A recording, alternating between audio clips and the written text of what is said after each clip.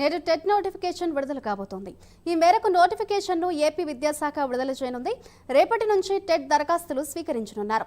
డిఎస్సిలో టెట్ మార్కులకు 20% వెయిటేజ్ ఇవ్వనున్నారు.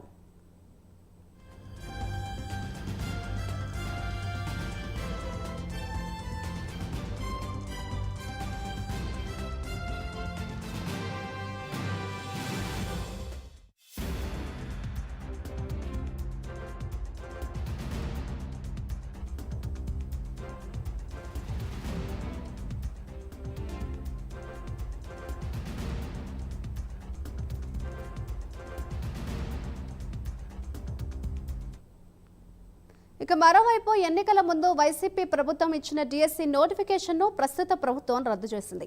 గత ప్రభుత్వం ఇచ్చిన డిఎస్సి నోటిఫికేషన్ రద్దు చేస్తూ జీవో జారీ అయింది. వైసీపీ ప్రభుత్వం ఇచ్చిన నోటిఫికేషన్లో 6,100 టీచర్ పోస్టులు ఉన్నాయి. ఇటీవల 16,347 పోస్టులతో టీడీపీ ప్రభుత్వం మెగా డిఎస్సిని ప్రకటించింది. మెగా డిఎస్సిని ప్రకటించడంతో పాత డిఎస్సిని విద్యాశాఖ రద్దు చేసింది.